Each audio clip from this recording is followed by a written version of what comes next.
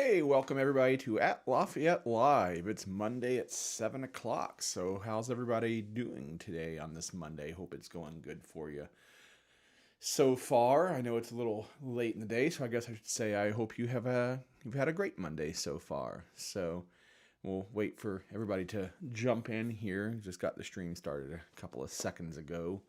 Took a few seconds to get it going today with YouTube. So, give everybody just a second to hop on here.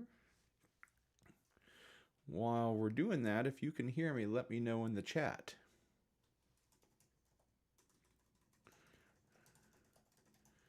So, seeing a few people say that they can hear me there. This is good. Good. It's been a interesting week this last week. Hope it's been interesting for you. Our family had a lot going on this last weekend. So, all right, let's go ahead and jump into it this week. So, this week's big topic, or at least the topic I'm going to start with, is pizza. Yep, a couple of big things in the pizza world here in Lafayette this week. So, if you happen to be a fan of pizza in Lafayette and West Lafayette, then you've probably heard this news already.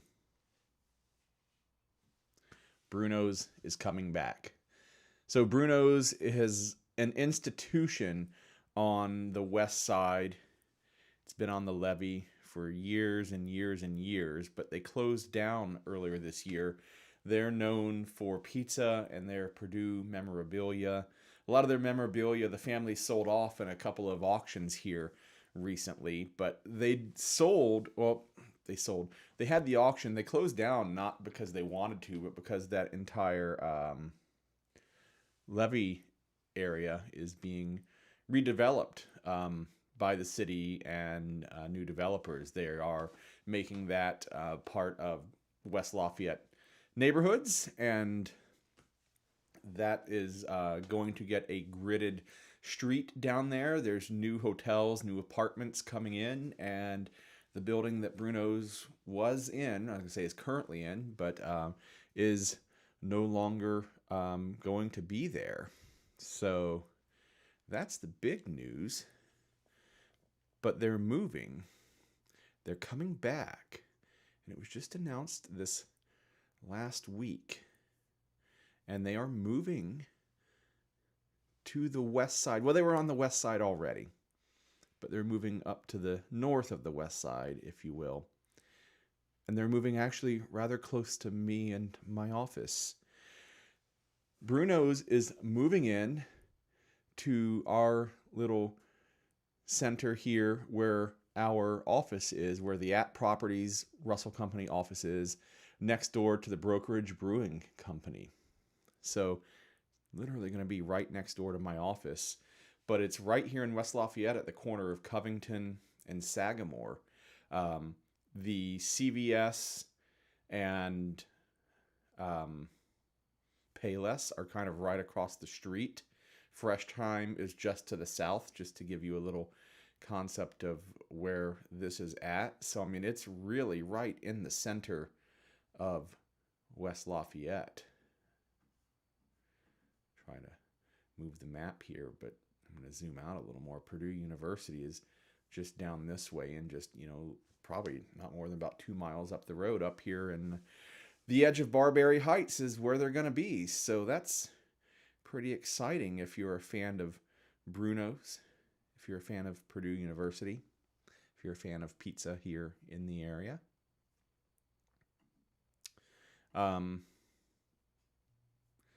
So show you a little bit about where they're going to be. So this is the Brokerage Brewing Company and At Properties, the Russell team, current offices. And you can see our the Brokerage Brewing Company's patio there. I'm going to point like you can see my screen. I'll use the mouse. Over here on the back area here is the current patio area, and they're going to be just down here. Oh, helps if I select the right screen. This is the view from the west, so they're going to be right here in the middle of the building. And you can see the signs here on the front. Coming soon. So it's been announced they've got to do the build out, get all the pizza ovens in, and get the place ready to go. So I don't think we have an opening date just yet, but I would imagine it won't take too terribly long. I mean, the space inside is finished. It's just not finished as a pizza restaurant right now. And there's just another view. So like my office is right here, and Bruno's is going to be right here. So I'm going to have to eat a lot of pizza. So that's pizza news number 1 here in the West Lafayette area. So let me know what you think about that. Is anybody excited for Bruno's reopening? I know it kind of left a big hole in the community. A lot of people really loved Bruno's, and there was a lot of tradition attached there, especially if you were a Purdue fan. I mean, they had a memorabilia collection that was just absolutely second to none. So leave a comment down below. Throw something in the chat if you're excited about Bruno's. But pizza news number 2. Now, I love Bruno's, but they're closed right now. My favorite pizza, my boys' favorite pizza, and keeping in mind they're 7 and 9, in town is actually A-Zip Pizza over on the east side on the intersection of 26 and Farabee. If you've never been there, it's just one of these fast pizza places where, you know, you go in and, yep, Natalie can't have enough pizza places. Yeah, I agree. But A-Zip Pizza, it's been around here in town for a while, but the reason that I want to talk about it this week, they do a pizza of the month. Well, they actually do 2 pizzas of the month. So one pizza of the month they do every month is, you know, a restaurant, a corporate-wide pizza of the month, I guess you could say, and the other one is an employee creation made by one of the local people at the local restaurant. The corporate pizza of the month this month, to die for. Just really, really good. So it is... Oh, and by the way, the weather's nice enough now you actually can eat on... Got to point that way. Eat on the patio there under the umbrella. The Texas Turn Up.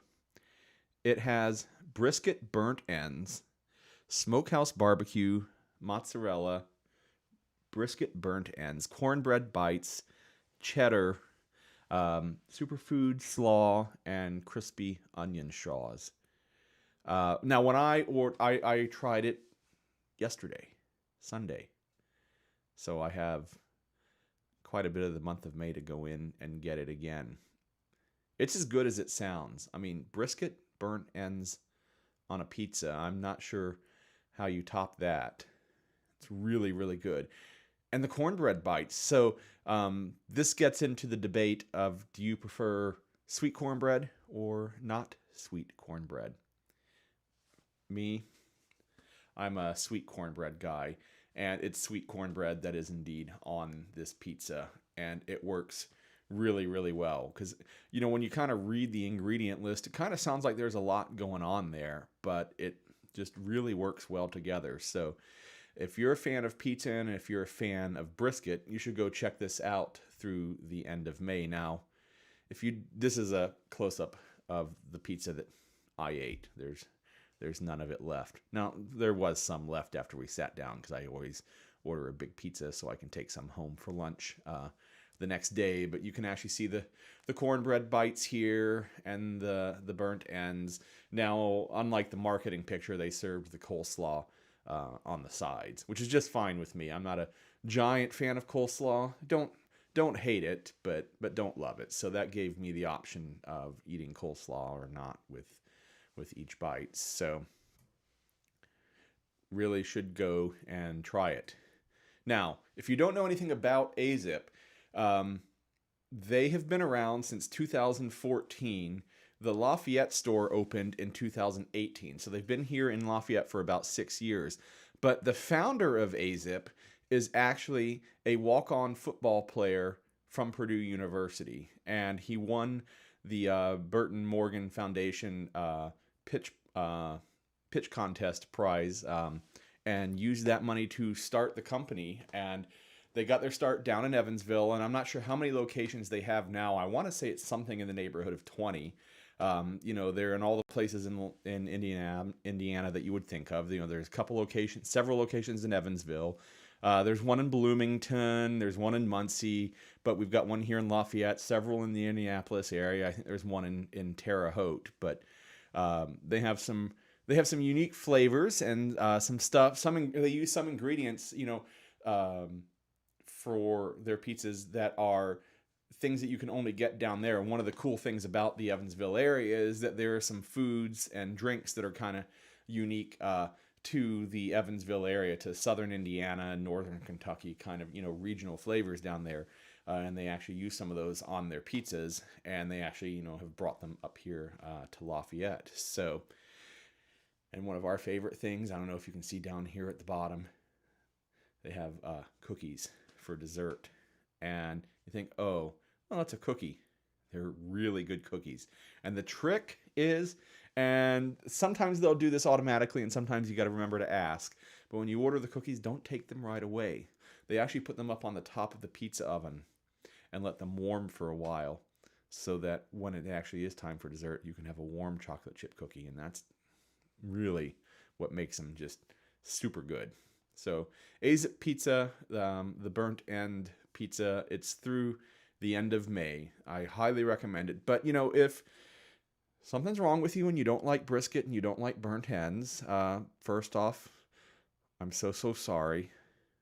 But there are lots of other things. So here's just a quick shot of their menu. So they have, all sorts of prepared things on the menu, and you can customize the pizzas however you want. So like if you just want a cheese pizza, that's fine. You can do that too, or you can do any mix or match that you want of their ingredients on your pizza. So one of the favorites in our house, and I'm sorry, there will be no debate on this channel or on this show, does pineapple belong on pizza? The answer is yes. And if you were to look at the possible answers are yes or yes. So yes, pineapple does go on pizza. It's a favorite in our house, and this is one of my boys' pizzas that we had the other night. So like I said, you can customize your own pizza. They, of course, do have pineapple. This is a version of Hawaiian, and it's quite fun because my boys did go through a phase where they wanted lots of pineapple, and we'd tell them, and they would cover the pizza in pineapple. They got to know us. We were there probably about every week.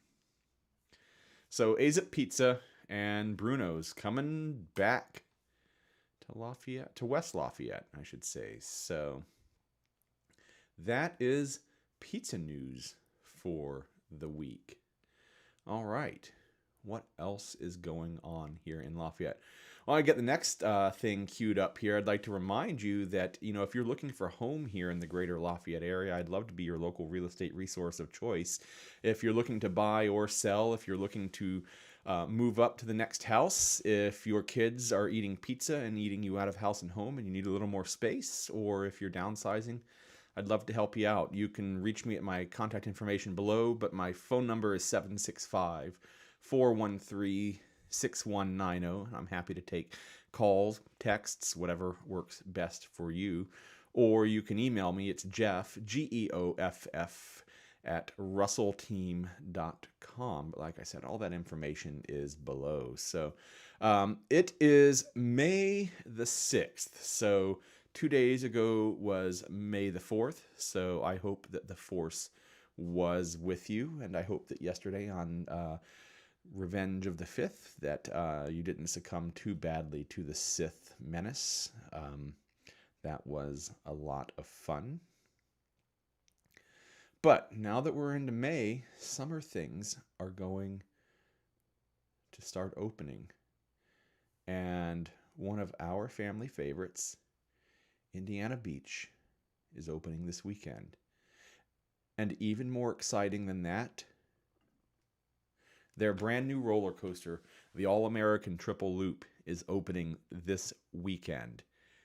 Now, Indiana Beach went through a couple of ownership changes over the last few years, and they went through some downs, but they are definitely going through some ups right now. And Gene, the gentleman who currently owns Indiana Beach, is doing a great job of investing and building the place up and taking care of what's there. And this is the first new roller coaster in several years. Indiana Beach, only half an hour or so from Lafayette. It's amazing, what they have. 2 giant wooden roller coasters and now a new steel triple loop roller coaster that's opening for the first time this weekend. There's been a lot of anticipation. A lot of people have been waiting for it. They bought it, I want to say, 2 years ago, and I think there was a lot of anticipation and a lot of hope that maybe it would open at some point next season. I'm sorry, last season, but that did not wind up happening. I know as season pass holders, anytime that we would go there and we'd walk by the construction side, or you could see it from some of the other rides and whatnot, fingers crossed that maybe it would get there, but it just didn't. And they never said that it was going to, but this year it's opening, and Indiana Beach's opening weekend is this coming weekend. This coming Friday, today's the 6th, so the 10th, there is actually a preview Friday evening that was RSVP only.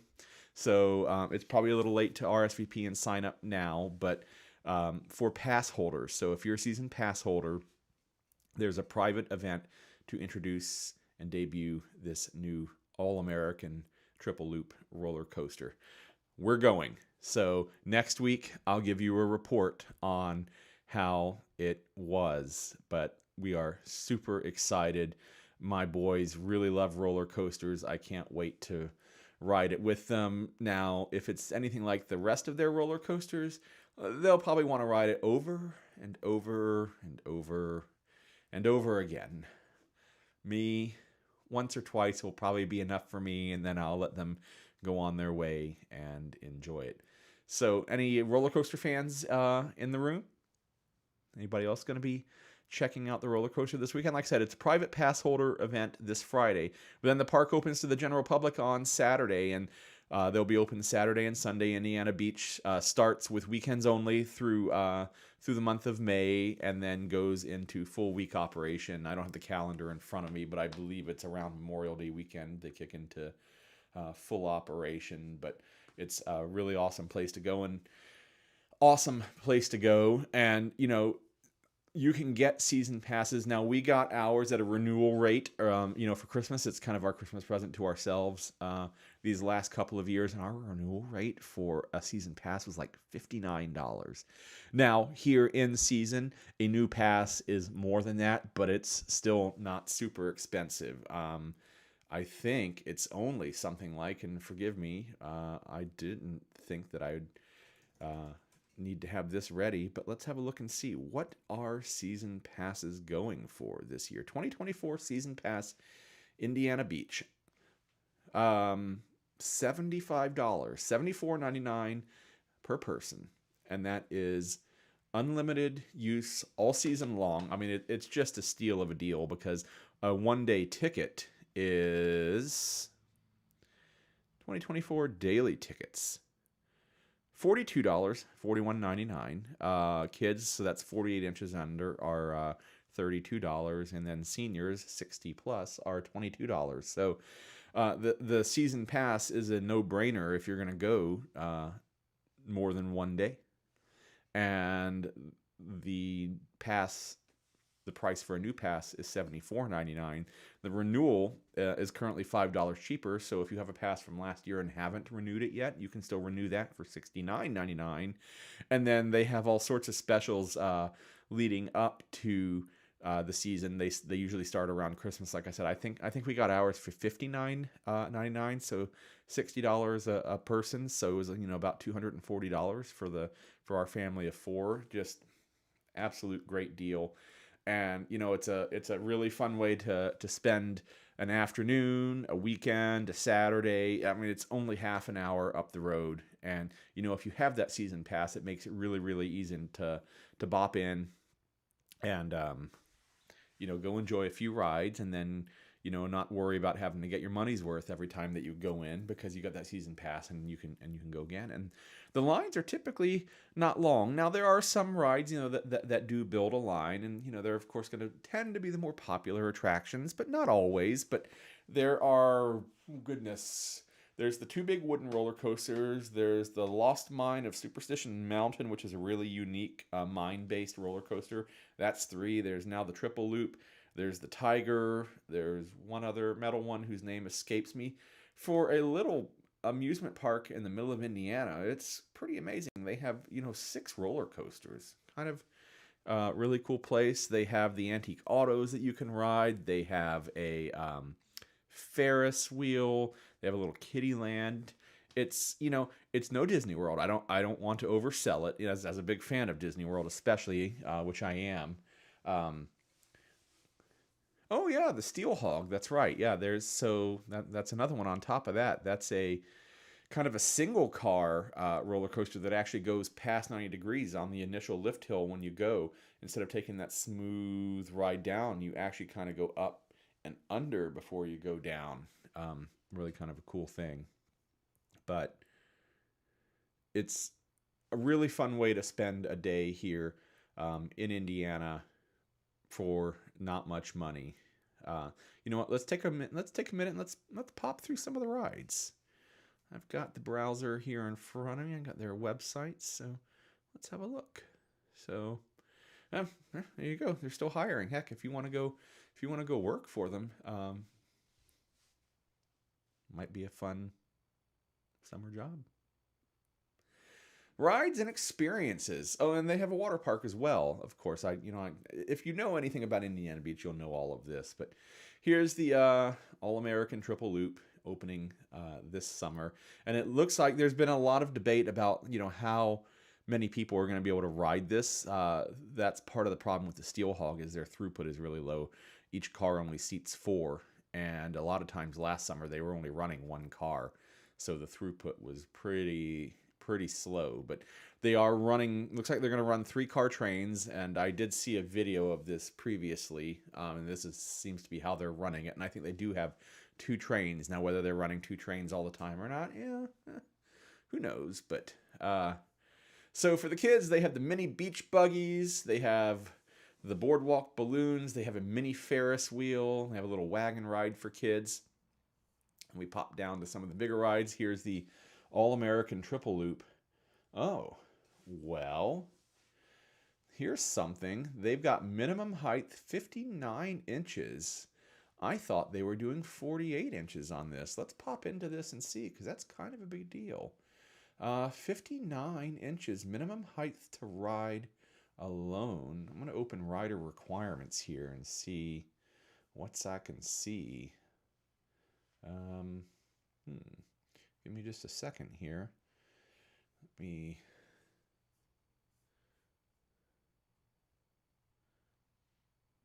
we go.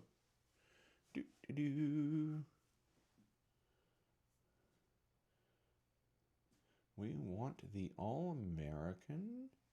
Sorry, I'm looking at an actual PDF now of requirements for the rides.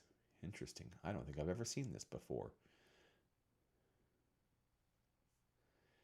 I don't think the All-American is on this chart just yet.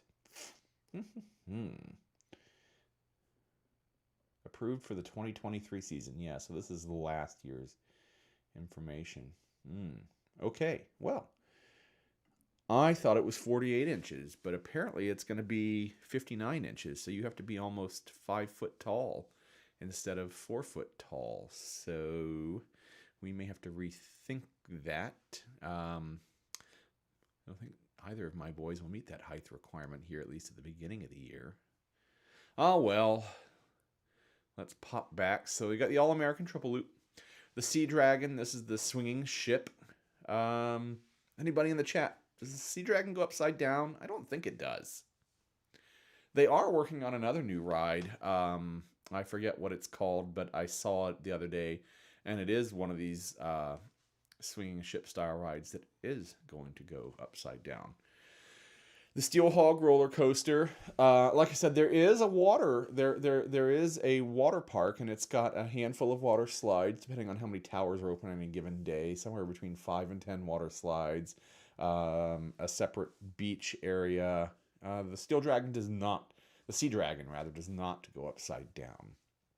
Slides, a sandy beach area, and a lazy river. So, slide tower here. Here's the sandy beach pool. There is a splash pad for kids. The lazy river. I love the lazy river. I can take a good nap on a lazy river any day.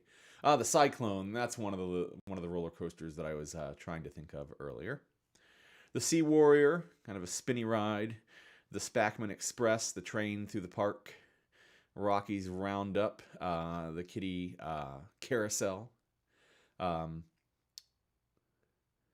a small boat ride for kids. Mini Motors, the small little drivable cars for kids. Den of Lost Thieves. This is one of my favorites. This is, if you've ever been to Disney World, this is kind of, sort of like Buzz Lightyear in that it is an interactive shooting ride game, and you actually have a gun that you shoot at targets with. Don't think they have any other pictures here. No, but that's a lot of fun. Yeah, you can see the guns here at these ladies riding the ride. But pirate themed ride, a lot of fun. Let's see. The Flying Bobs. This guy spins you around really, really fast.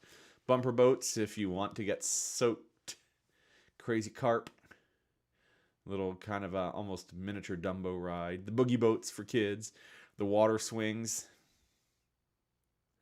They never actually got these up and running last year. Hopefully they will this year. Word on the street was they were waiting for parts all summer long. So... The Tilt-A-Whirl, this is something that I let my kids and wife ride without me because I really don't want to spend my time at the amusement park vomiting. The Tiger, or the Tigger, depending on how you want to pronounce it. I believe it's Tiger, though. Another little steel roller coaster. The Schaefer Queen Paddle Wheeler, if you want to go out and get a tour of the lake. A lot of fun. The Sky Ride, this is like a ski lift, but goes straight across the park. There's a log flume ride.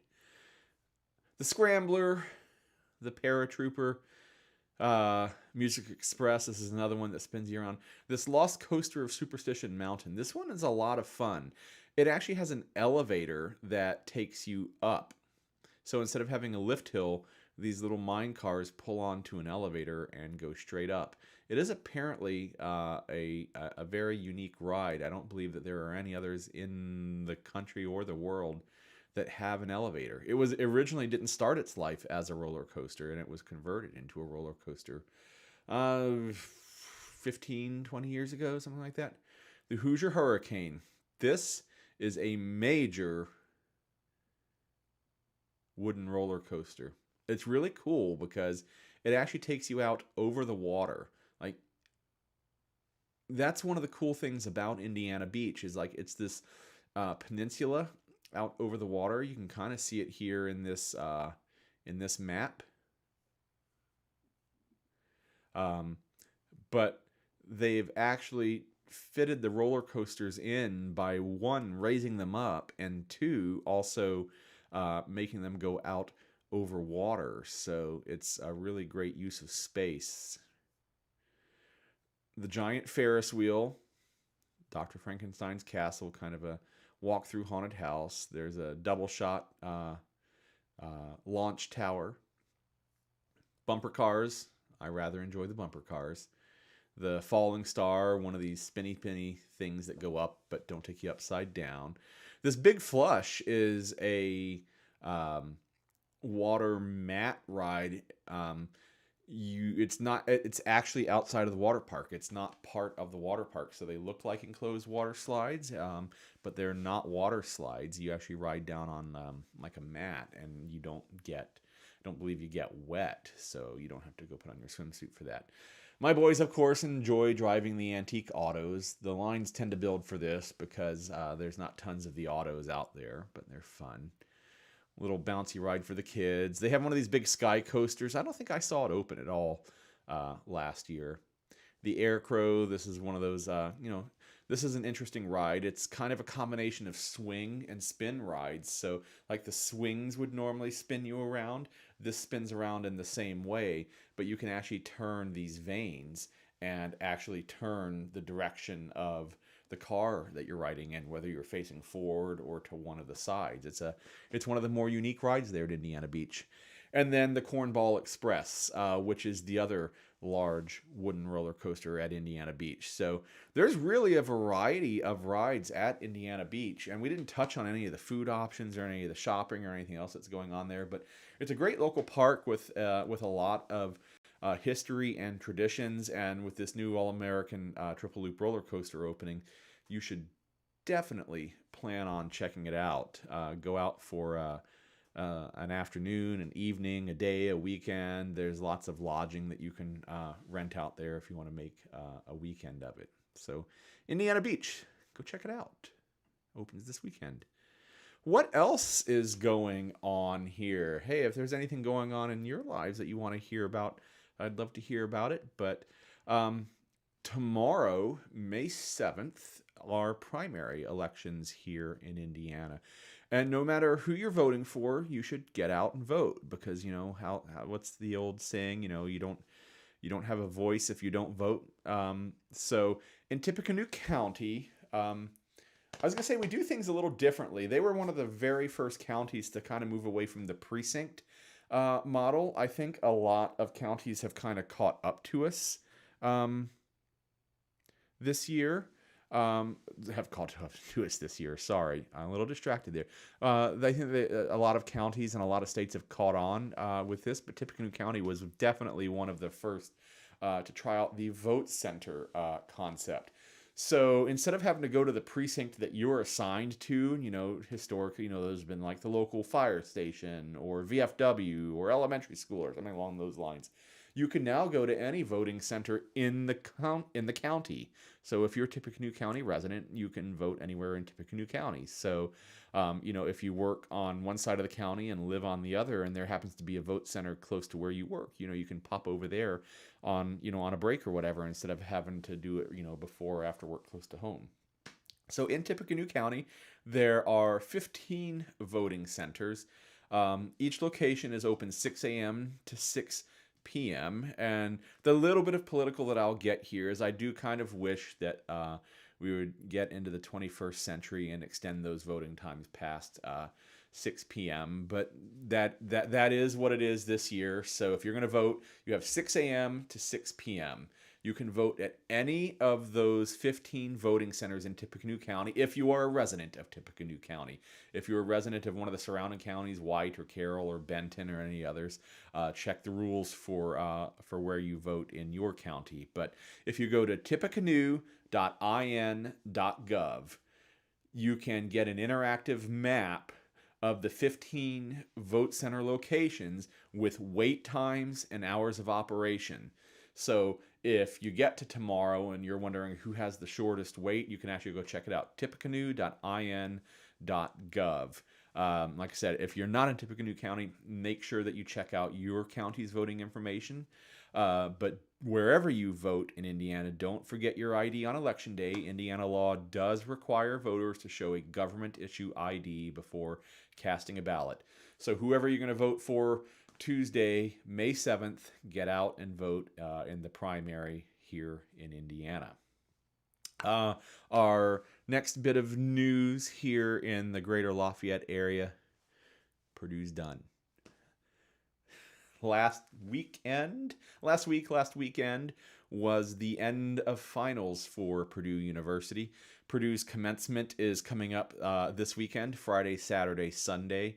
They are doing 8 sessions of commencement this year, 3 on Friday, 3 on Saturday, and 2 on Sunday. So there are still some students around, and of course, Purdue does have some summer programs, but they're really minuscule in comparison to what's going on during the school year. So right now, the people who are actually going to walk in commencement are still on campus, and the people who are hanging out for the summer, I imagine some of them are off taking a break before summer really kicks in. So things are starting to, I bring that up to say that things are starting to quiet down on the Purdue campus. And if you have lived here for more than a few minutes, you've probably heard of things like the fountain runs. So the Purdue University campus in West Lafayette has a number of fountains, and it is a popular pastime among both students and locals to go on runs through these fountains. A lot of these fountains are actually like at ground level. The sidewalks actually like go through the fountain, so it's not like the Trevi Fountain in Rome where you like actually have to go over a wall. You can walk through the fountains. And so once the students go away here at the beginning of May, and there are less of them on campus, there's more parking to be had, it's a little less crowded, families and kids tend to start making fountain runs on campus. And I'll probably do a little information in the next couple of weeks about the fountains and exactly where they are, which ones are cool, which ones aren't, get my kids' opinions on that. But yep, Purdue's done for the semester, finals wrapped up, commencement's next week. So if you have any Purdue related business, if you've got any reason to be on campus but you don't want to deal with the crush of people who are there on a daily basis in the semester, now's your time to get over there. And then you'll have till the middle of August or so when the freshmen come back for orientation and then the school year kicks off, but we're not going to think about that just yet. So again, I would love to be your local real estate resource of choice if you're thinking about buying or selling home here in the Greater Lafayette area, whether that's Lafayette or West Lafayette or any of the surrounding areas of Tippecanoe County or the counties ringing us, White and Carroll and Benton. If you're thinking of, if you need home, I would love to be your resource of choice. I'd love to work for you.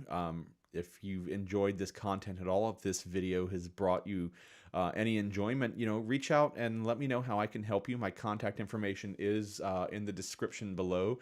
You can call or text me at 765-413-6190. Or you can send me an email at geoff, and if you haven't realized, it's looks like geoff, GEOFF @russellteam.com. Again, that link is in the description below. But I'd love to hear from you. I'd love to hear what you think about these videos. What have you enjoyed? What have you not enjoyed? What would you like to hear about and learn about in the coming weeks? And I thank you so much for joining us this week. Join us again next week for our next edition of At Lafayette Live. Have a great week, everybody.